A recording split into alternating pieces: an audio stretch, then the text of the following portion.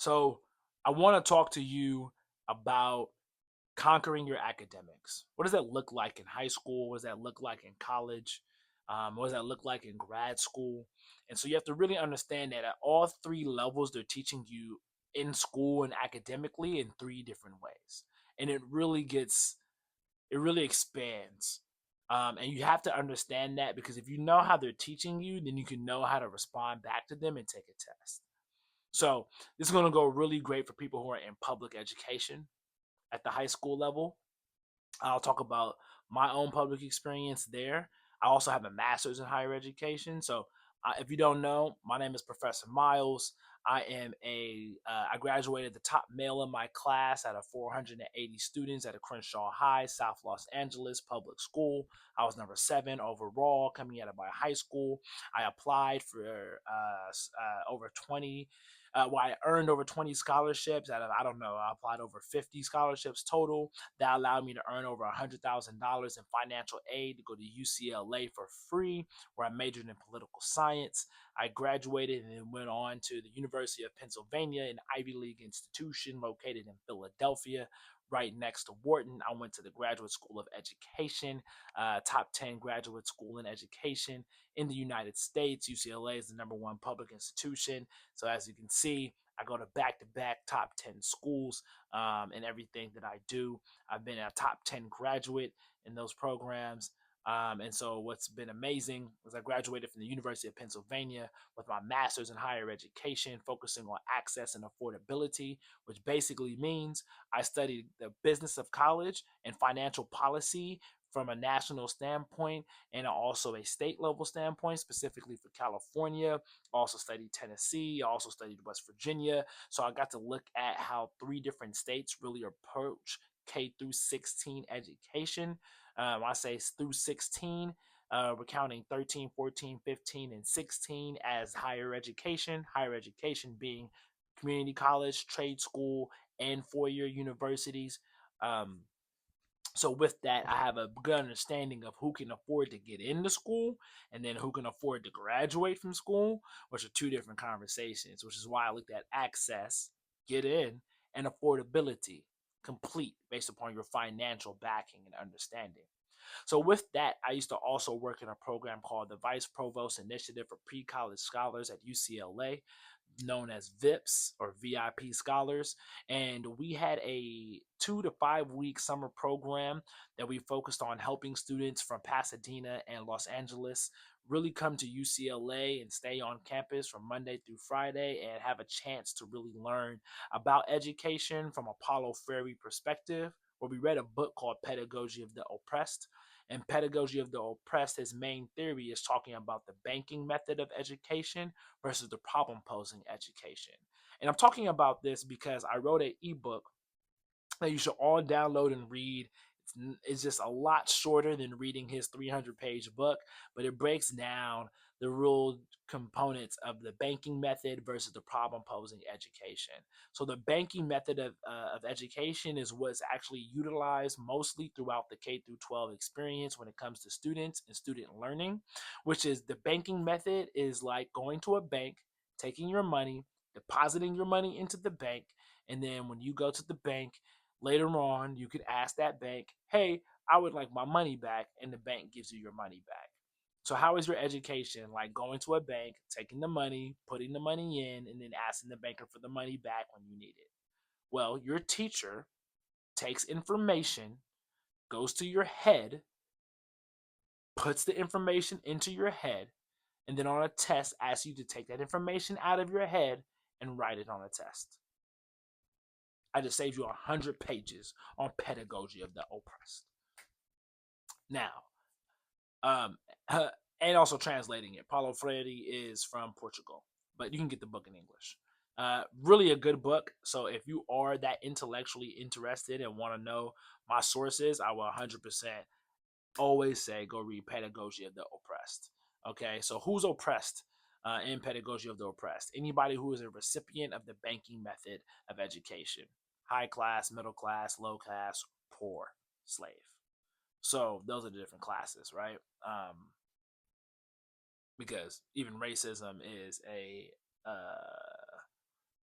effect of classism. Okay, all right. Nonetheless, the banking method is in competition with the problem posing method of education. What is problem posing method of education? That is where you are presented with a problem, and thus have to use critical skills, critical thinking, and resources and information that is around you and available in order to be able to create a process of figuring out through iterations how you will actually solve that problem. So, uh, what does that really look like? That looks like saying, we are running out of food. It has not rained, but there is a river over there. We're going to take the river, create an irrigation system from the river, and now be able to funnel by shoveling different small tunnels from the river into our cornfield. Now the water is going through our cornfield and soaking into the soil. Thus, we are able to water our plants and seeds, and we are able to grow corn, regardless of the fact that it's not raining right now and there is no drought. Thus, watering the seeds that we have here. We had to critically identify the lack of rain and then critically think to identify that we had a resource of water from the river, and thus we had to figure out how to get the water from the river to our seeds and plants in the fields. So we took the shovels that we had, resources, and we dug up tunnels and created an irrigation system from the river through our fields in order to be able to provide our seeds with the water necessary to now allow the crops to grow. With the crops being able to grow, and our corn is now growing in our cornfield, thanks to the water from the river, we are able to sustain ourselves and sustain our lives by being able to feed ourselves. Critical thinking, problem posed education. And so, an education system, imagine your teacher putting in front of you a problem from the real world, a problem from your actual school, a problem that you actually have every single day in your life, and saying, utilizing the resources and experiences and information that you have available to you, especially in these days and ages, we have the internet. So it's like, oh, we have a lot more than a shovel, or our shovel is AI infused. Come on, Chat GBT. And we can now solve for our problems using all of the resources that we have. And that allows us to critically think at the highest level that we possibly can, based upon the information and the resources that we have. So the more that we read, the more that we understand, the more ideas and innovations and inventions that we are able to be exposed to, it allows us to be able to think at a critical level that allows us to be able to see how we can best solve these real world problems. Problem posing education. That comes into play in graduate school. The pedagogy of the oppressed is only given at maybe some of the top education universities in a PhD class if your professor is of the mind that problem posed education is great, because you can still get banked in school at the PhD level. It just happens at less because they want you to be one of the leading philosophers in the world around your topic. See, PhD is a doctorate of philosophy. And a doctorate of philosophy means that you are a philosopher. You are a modern day Socrates. So, with that, what philosophy will you be able to create? And it can't be something that already exists when you're writing your dissertation.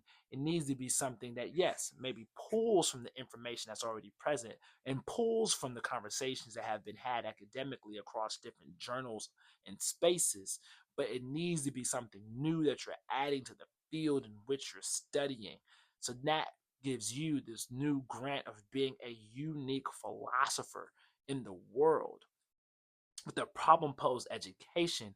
And if you're a philosopher that's looking and analyzing real problems in the world, and you're going to research and understand those problems so you can develop potentially a solution, you now step from philosopher to practitioner if you can implement that solution in the real world, and it leaves theory And that's where entrepreneurship comes in.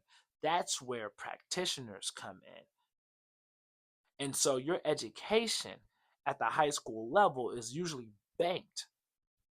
And you have some, eh, we're putting information inside of your head and then asking you to just regurgitate it, spit it back.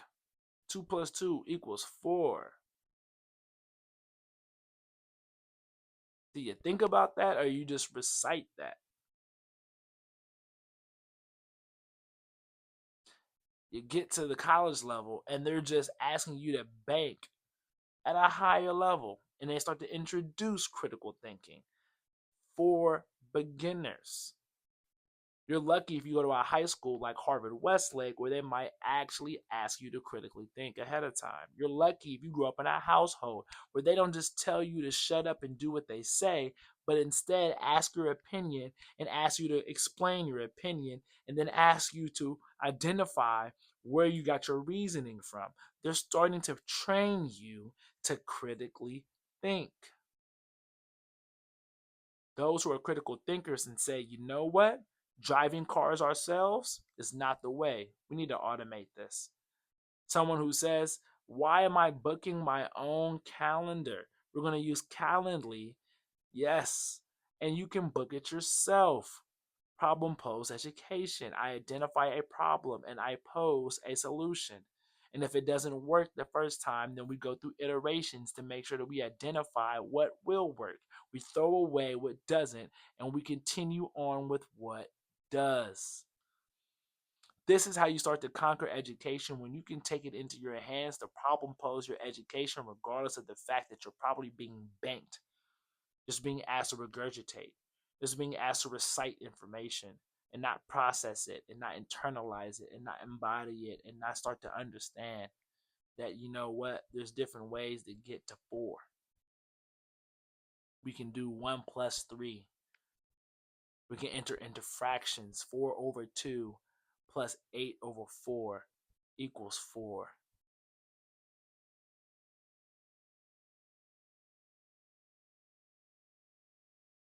How do we now derive new solutions in the world that actually make a difference in your life, in your classroom, in your school, in your community, in your family?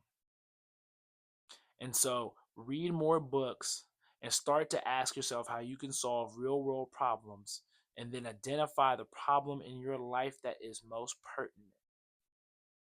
Identify the problem in the world that you think you are the best equipped to solve.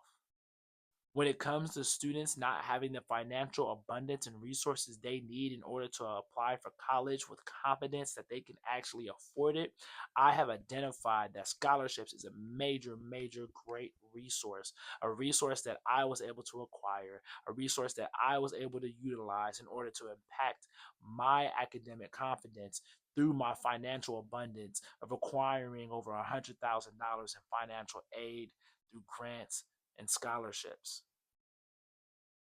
Thus, I am doing my best to spread the knowledge of every single thing that I know so that you can be fully equipped to understand to the best of your ability how you too can create financial abundance for school and utilize those scholarships to prepare you for real life. I know that writing scholarships is just practice for writing grants in the future for my future entrepreneurs. And in the immediate, you can actually win $500, $5,000, $50,000 to be able to pay for school. I want the best for you. I'm doing the best that I can to present this so that you can understand this. And so I encourage you to go and download my ebook, Conquer Academics. It'll be coming out next week. So I encourage you to go ahead and download it from professormiles.gumroad.com. The link will be in the description below. This ebook also comes with 6 scholarships at the end of the book. And if you want to learn more, subscribe, like this video, and then I'll also ask you a brief favor that you send it to your teacher or you send it to another person in school who is in high school, college, grad school, who or someone who just is interested and would value learning more about education and scholarships and resources. A superintendent would benefit from this. District leaders would benefit from this. I absolutely want to make sure that I'm continuing to spread the good word about how to apply for scholarships, how to understand the education system at large, and how we can best position ourselves to play this game of life by utilizing education to advance ourselves economically and also academically. I'm Professor Miles, and I thank you for listening.